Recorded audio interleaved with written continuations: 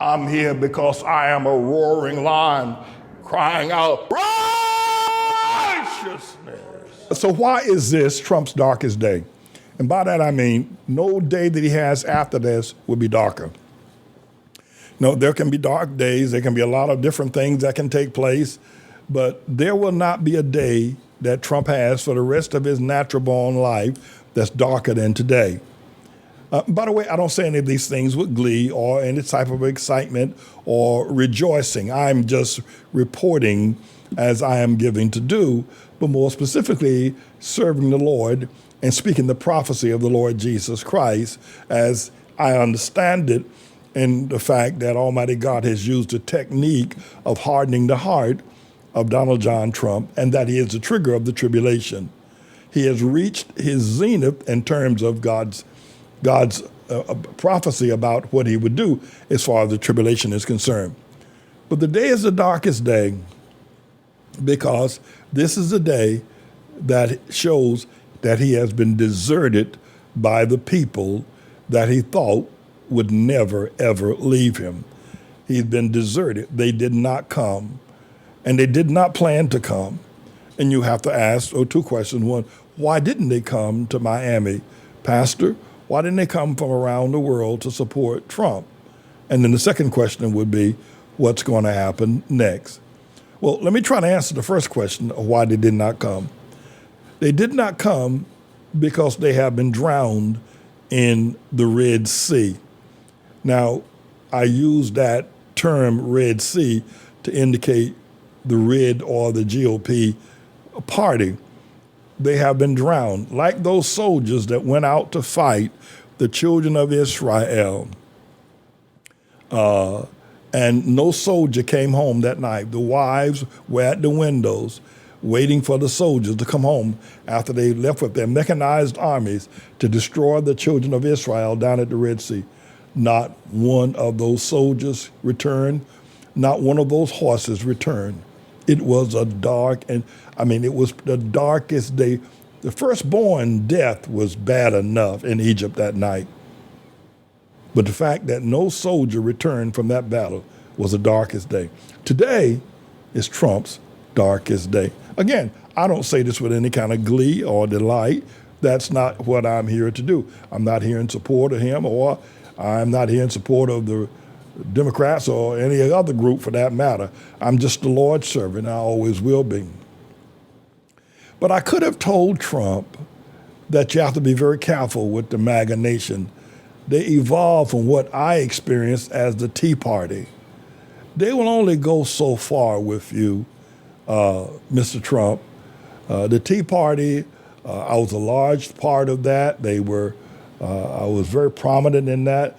In fact, that's what brought me to your attention because of my heavy involvement in the Tea Party. But the Tea Party has demonstrated that they could be very hypocritical. And one of the things that they did, Mr. Trump, is that they chased Obama up and down Main Street because they truly believed in their hearts that he was not a natural-born citizen.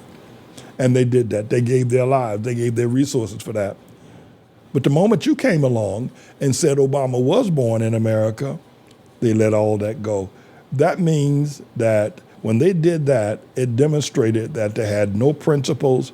There was nothing they were willing to stand their ground on, the Tea Party, who eventually became the MAGA group. They eventually became the MAGA nation. The Tea Party evolved to the MAGA nation.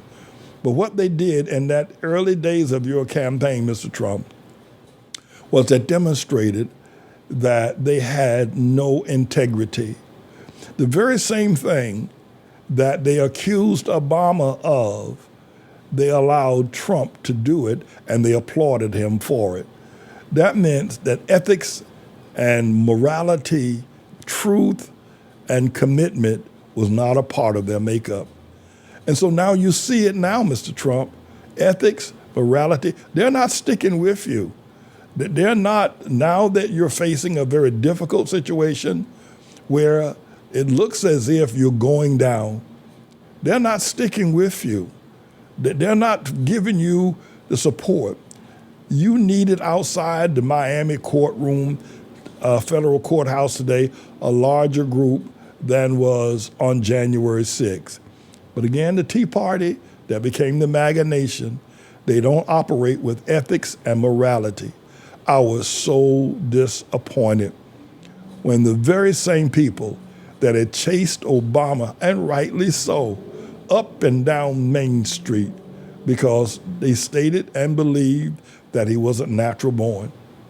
But then you came along, Trump, and said he was natural born, and they said that's good enough for us. It wasn't that they deserted me. That wasn't the case.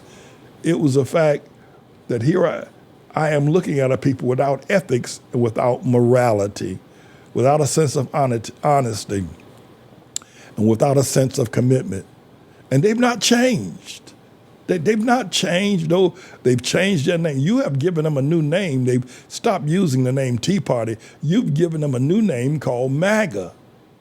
But their ethics and their morality is still the same. This is your darkest day. Any day from here is going to be brighter, and not that you're going to have bright days. You could very well end up in prison. I don't see Eileen Cannon allowing this case to move along as a rocket docket. I don't see that. And I don't think that there'll be a reason to challenge some of her rulings as motions start flying across both tables of dismissal or several other kinds of things. I don't see her allowing this to be a rocket docket. So this could drag on for years. And it would drag on. Someone is going to say that if this matter does not go to a rocket docket and we get a decision right away, it's going to be an automatic win for Joe Biden. If you give Donald Trump the primary and then he's facing indictment in New York, an indictment in Florida, an indictment in Georgia, it's going to be a win-win-win for Joe Biden. Somebody's going to stand up. And that Tea Party that became the MAGA Nation, they're going to turn on you again. And they're going to say, if you will, excoriate Trump and let's try to beat Joe Biden. Let Trump go to jail and let's try to beat Joe Biden. That's what you're going to see. That's what is going to be exposed here in this matter. And there's one final thing, and then I promise not to inflict myself upon you any further, and that is this, is that I'm concerned about Trump's health. He's obese. He's greatly overweight. I think he lies about it. He looks like he's more like 280 pounds. He says he's 240. He looks more like 280. I mean, he's really big. And I don't know if he's going to be able to carry that weight throughout this. I talked about Jared. I talked about Ivanka. I talked about Don Jr. I didn't talk about Kimberly Guilfoyle. But I don't see Melania either. I would think that Melania would have been with him on that flight down to Miami to the Doral National Golf Course, and that Melania would be in that car with him today, that Melania would be with him in that courtroom.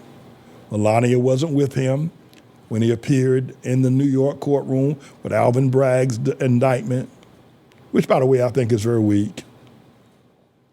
And Melania's not with him. Where is she? And why isn't she with him? If there's someone that he needs to depend upon, if the MAGA Nation is not there, his son-in-law, his daughter, they're not there, and Melania is not there, he's alone.